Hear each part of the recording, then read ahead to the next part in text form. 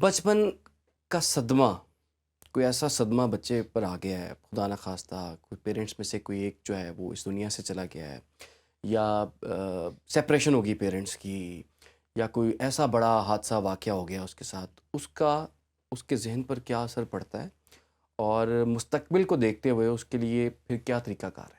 دیکھیں، بات یہ ہے کہ جس نے بھی ذہنی و نفسیاتی مسائل جس کو بھی ہونے ہیں اڈلٹ ایج میں جا کے، اس کے تانے بانے بچپن سے ملتے ہیں۔ بچپن کا جو صدمات ہوتے ہیں نا، یہ بڑے نازک دور ہوتا ہے، اور یہ بڑے نا گہرے قسم کے صدمات ہوتے ہیں۔ اس سے عام طور پہ انسان خود پوری زندگی میں نہیں نکل پاتا۔ میرے پاس ایسے بوڑھے بھی آتے ہیں جن کو صدمات بچپن کے ہیں، بچپن کے صدمات ہیں۔ بچپن اتنا امپورٹنٹ ہوتا ہے، بڑھاپے تک بھی اس کا اثر جاتا ہے، ساری زندگی۔ بچپن کا وہ جو کہہ لیں نا کہ جو آپ کے وہ پنگوڑا جس کو جھولا کہتے ہیں، وہ پنگوڑے کے جو صدمے ہوتے ہیں نا، وہ قبر تک ساتھ جاتے ہیں۔ اتنا جو ہے یہ معاملات ہوتے ہیں۔ اب بچے کو عام طور پہ کیا صدمات ہوتے ہیں؟ پیرنٹس کی سپریشن ہو گئی۔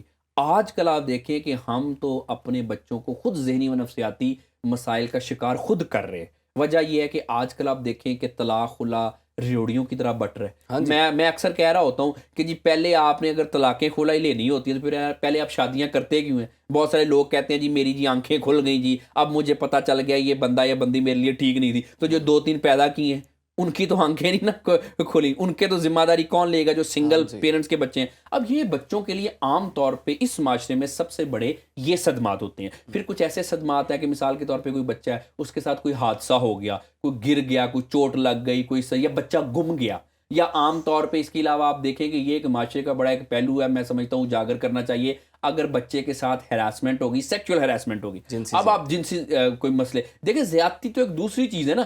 اگر جنسی قسم کے کوئی معاملات ہو گئے کہ مثال کے طور پہ کوئی بڑا، کوئی کزن، کوئی رشتہ دار جو ہے اس نے کچھ اس طرح کی نوعیت کی، اتصال تو بڑا لفظ ہے، جنسی زیادتی بہت بڑا لفظ ہے، اٹیمپٹ کر لی یا کچھ تھوڑے بے انیشیل معاملات بھی کر لیے، بچوں کو یہ صدمات ہوتے ہیں جو کہ پیرنٹس سمجھتے نہیں ہیں۔ یہ صدمات جو ہیں یہ ساری عمر ساتھ جاتے ہیں۔ بڑے بڑے پڑھے لکھے لوگ، ایجوکیٹڈ سکسیسفل لوگ جنہوں نے زندگی میں کامیابی حاصل کی، وہ ابھی آگے پتہ کیا بتا رہے ہوتے ہیں کہ ڈاکٹر صاحب فلاں ٹائم پہ میں بچہ تھا، مجھے فلاں صدمہ لگا۔ کیا صدمہ لگا؟ کہ جنسی نوعیت کا صدمہ۔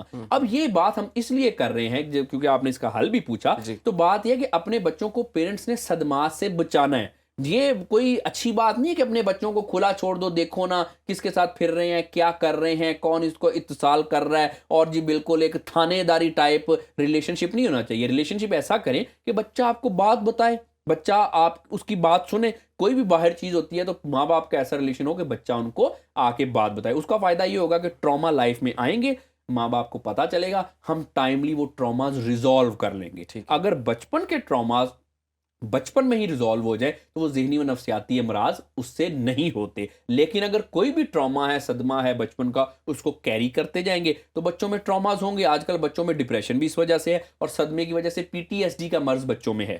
PTSD کوئی چھوٹا مسئلہ نہیں ہے، اگر یہ بڑھ جائے تو اس سائیکوسس کی بیماریوں کی طرف چلا جاتا ہے جو کہ تقریباً قابل علاج نہیں ہے۔ تو یہ دیکھیں کہ یہ صدمات کی وجہ سے سارا کچھ ہو رہا ہے بچوں کو۔ اچھا، چلیں یہ تو ہو گیا نا بچوں کے ساتھ جو ماحول ان کو ملا، اور اگر ایک پیرنٹ جو ہے وہ ہی ڈپریشن کا شکار ہے، ٹھیک ہے، تو بچے کی ٹیک کیئر کس طرح سے کرے گا؟ نہیں کرے گا۔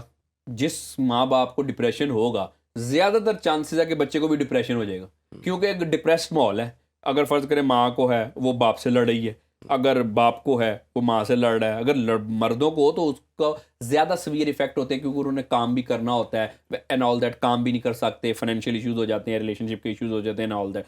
ایک گھر میں اگر باپ کو ڈپریشن ہے یا ماں کو ہے، یا میں تو ایون کہتا ہوں جوائنٹ فیملی سسٹم میں پھپھو چاچی کو ہے یا پھر کوئی دادا دادی کو ہے، تو بہت چانسز ہے کہ بچے میں بھی وہ چیزیں ٹرانسفر ہو سکتی ہیں۔ ایک تو جینیٹک پری ڈسپوزیشن ہوتی ہے، اس کے بعد پھر جو دوسرے معاملات ہوتے ہیں، بچہ دیکھتا ہے، اس کی پھر پرنٹنگ بھی ویسی ہوتی ہے۔ تو یہ تو آپ بالکل اپنا ڈپریشن نہیں ٹھیک کریں گے، بچے کو بھی جو جگہ۔ اس کی ایسی مثال ہے کہ اگر ایک گھر ہے اس میں کوئی موذی مرض ہے یا اس میں کوئی انفیکشیس ڈیزیزز ہے، تو وہ آپ جب ساتھ رہیں گے تو آپ کو بھی لگنے کا چانسز ہوں گے۔ ڈپریشن کا بھی اسی طرح سے ہے، یہ اس طرح سے انفیکشن نہیں کرتا کہ کوئی جرمز ٹرانسفر نہیں ہوتے، لیکن یہ خیالات، پرسیپشن، باتیں یہ ٹرانسفر ہوتی ہیں، جس سے بچے کو بھی ڈپریشن ہونے کے چانسز زیادہ ہوتے ہیں۔ اچھا، اب بچوں کو بڑے اچھے اسکولوں میں لوگ ڈالتے ہیں، اچھی جگہ پڑھا رہے ہیں، ان کی ضروریات کا خیال بھی رکھا جاتا ہے اور جو بھی ان کو ریکوائرڈ چیزیں وہ دی جاتی ہیں. لیکن اس کے باوجود بھی ہم دیکھ رہے ہیں جو چھوٹے بچے ہیں یا اسکول گوئنگ بچے ہیں وہ بھی بہت سی خرابیوں کو لے کر آتے ہیں گھر میں.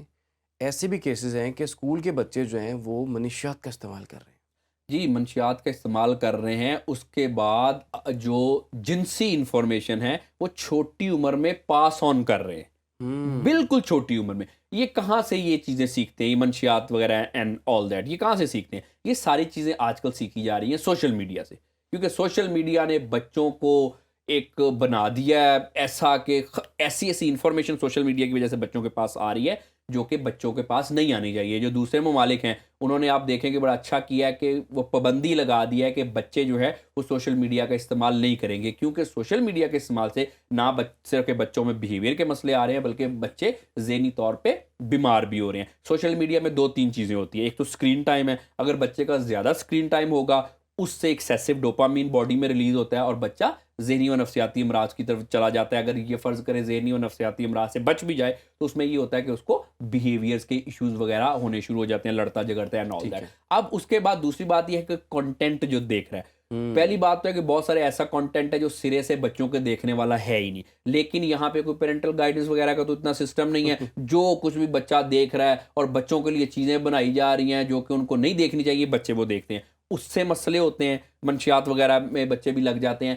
اس کے بعد پھر یہ ہوتا ہے کہ کچھ صاف ستھرا جس کو ہم سو کالڈ کنٹینٹ کہتے ہیں وہ بھی بچوں کے دیکھنے والا نہیں ہوتا. کیونکہ اس کی ایک مثال ہے کہ عام طور پہ جب ہم کوئی فیملی کی بات کر رہے ہوتے ہیں تو ہم کہتے ہیں کہ بچے ابھی چھوٹے ہیں, ان کو باہر بھیج دو, ہم اکیلے میں بات کریں. کیوں؟ حالانکہ وہ باتیں کوئی غلط باتیں نہیں ہوتی, لیکن وہ بچوں کے دماغ کے اعتبار سے باتیں بہت بڑی ہوتی ہیں. اس سے کیا ہو جاتا ہے کہ وہ بچہ پھر ایسے ہی سوچنا شروع کر دیتا ہے, جس کی وجہ سے اس میں زیادہ سوچنے کی عادت, ایسے ہی بغیر وجہ کی چیزیں سوچنے آ جاتی ہیں, جس سے بچے پھر اس طرح کے مسائل کا شکار ہو جاتے ہیں. اگر سوشل میڈیا پہ آپ ایسی چیزیں بھی دیکھتے ہیں وہ بھی مسئلے ہوتے ہیں. اور کیونکہ ایک اور میں بات بتاتا چلو کہ دیکھیں بات یہ ہے کہ یہاں پہ اس معاشرے میں ایک ایشو بھی تو ہے نا کہ بچے کچھ خاص طرح کا سوشل میڈیا کا کنٹینٹ جو ہے وہ کنزیوم کر رہے ہیں, اور جن کا کنٹینٹ کنزیوم کر رہے ہیں میں بڑی ذمہ داری سے ان کو کہہ رہا ہوں, کسی کو آفینڈ کیے بغیر, ناراضگی کے بغیر, یہ جو ڈیجیٹل بندرز ہیں نا, جو ڈیجیٹل بندر ہیں, یہ آج کل ان کی ڈگی میں ہمارے بچے جو ہے وہ ناچ رہے ہیں, جس کی وجہ سے بچے جو ہیں وہ ذہنی و نفسیاتی امراض کا شکار ہو رہے ہیں. قصور ان کا ہے, بچوں کا نہیں ہے, یا جنہوں نے موبائل ہاتھ میں پکڑایا ہے یا جنہوں نے اپرچونٹی دی ہے. 3-4 سال کا بچہ, آپ اس پہ کس چیز کی رسپانسبلٹی اس کو دیں گے؟ دیکھیں قصور ان کا ہے, سب سے پہلا قصور ان کا جن کے موبائل انہوں نے ہاتھ میں پکڑایا. دوسرا قصور ان کا جو ایسا کنٹینٹ بنا رہے ہیں جو ڈیجیٹل بندر ہے, اور تیسرا قصور میں سمجھتا ہوں کہ جنہوں نے ریگولیٹ کرنا ہے ان کا ہے. اچھا میری بات سنیں, یہ اسکرین ٹائم کی آپ نے بات کی ہے نا, تو اگر اسکرین ٹائم بچوں کا بند کر دیں, سر ان کو کھانا کون کھلائے گا, ان سے پڑھائی کون کروائے گا, ان سے کوئی بات منوانی ہوگی تو کیسے منوائی جائے گی؟ ہر چیز کا ایک ہی جواب ہے, آزمودہ نسخہ ہے کہ بچے کو موبائل پکڑا دیں. کوئی گیسٹ آئے ہیں, بچہ تنگ نہیں کر, آپ کہتے ہیں تنگ نہ کرے, اس کو موبائل پکڑا دیں, ٹھیک ہے.